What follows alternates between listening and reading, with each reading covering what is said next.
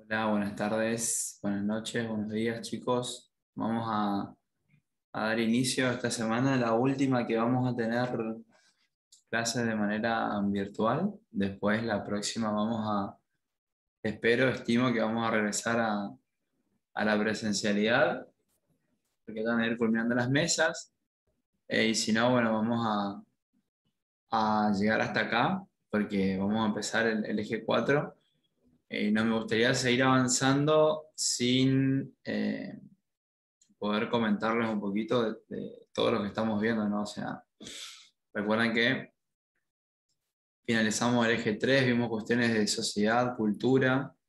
Ahora acá vamos a ver un poco la transición entre el golpe de 1943 y la primera presidencia de Juan Domingo Perón, este periodo de 3 años, que parece poco, pero sucedieron muchas cosas.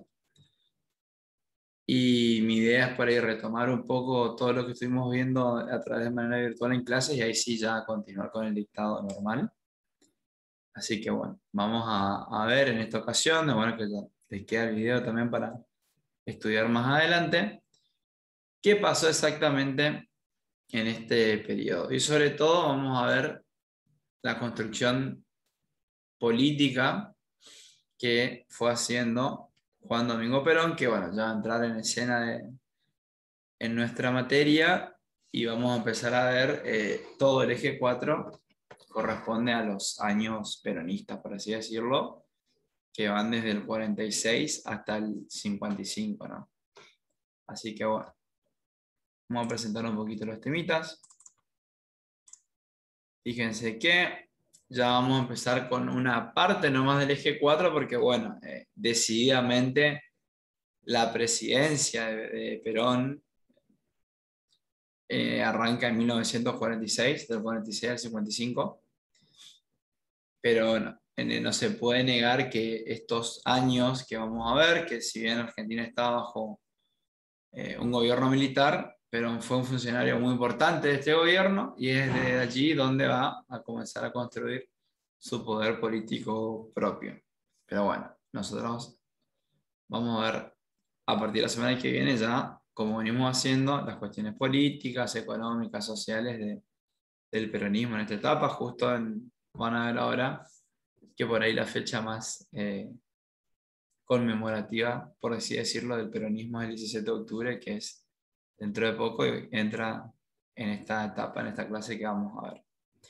Pero bueno, ¿dónde nos habíamos quedado desde el punto de vista político? Recuerden, año 1943, golpe de Estado en junio, el cual fue efectuado al presidente Castillo en vísperas de unas nuevas elecciones. Recuerden que estábamos dentro de la década infame, en la parte ya final, donde había fallecido el presidente Ortiz, que eh, fue inicialmente quien fue electo. También ya había fallecido Justo, quien era un poco quien dominaba, podríamos decir, era la figura fuerte de la concordancia. También había fallecido Alvear, el líder de la oposición, el expresidente, representante de la UCR.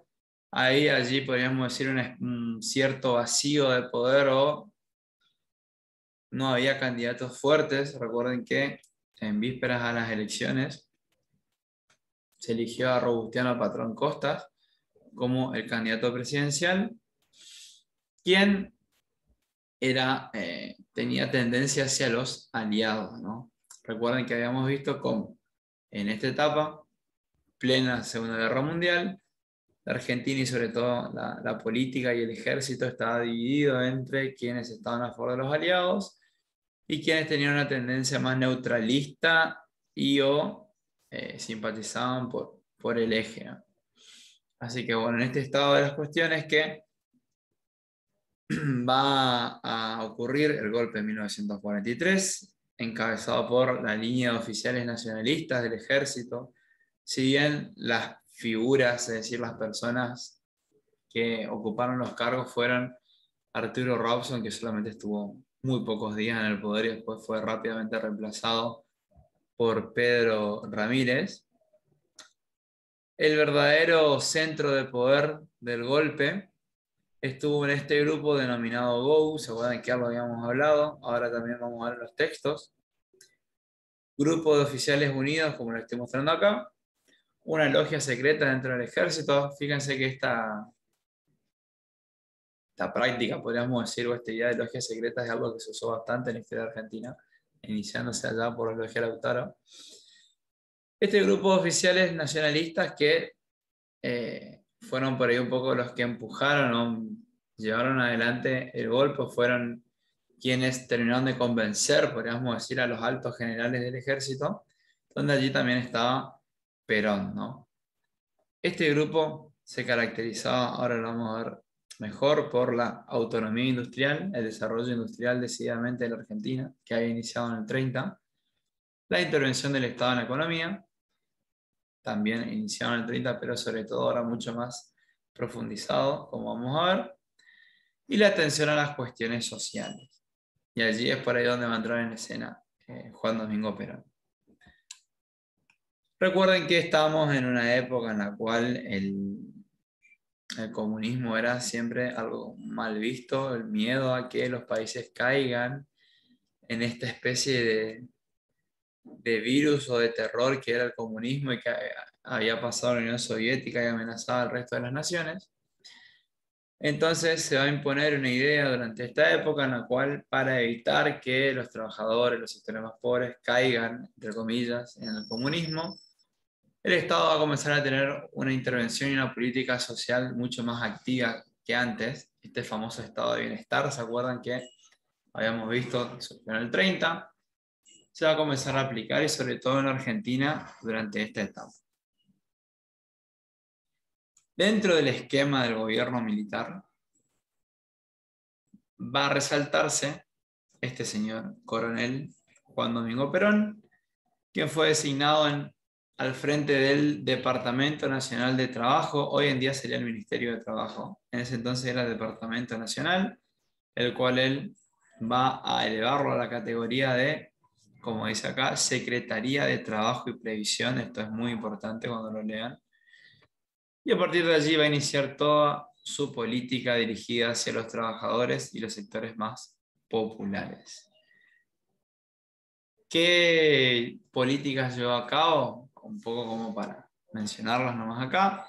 Bueno, va a comenzar, como les vengo diciendo, la activa asociación, podríamos decir, o vinculación con los sindicatos, sobre todo con la CGT, ya a tal punto que la CGT durante el peronismo se va a transformar prácticamente en una rama más del Estado. Así que bueno, la vinculación con los sindicatos, con los obreros que cada vez eran más. Recuerden cómo la Argentina fue transformándose en un país urbano, las migraciones que se van del campo hacia la ciudad buscando trabajo, las nuevas industrias de Buenos Aires.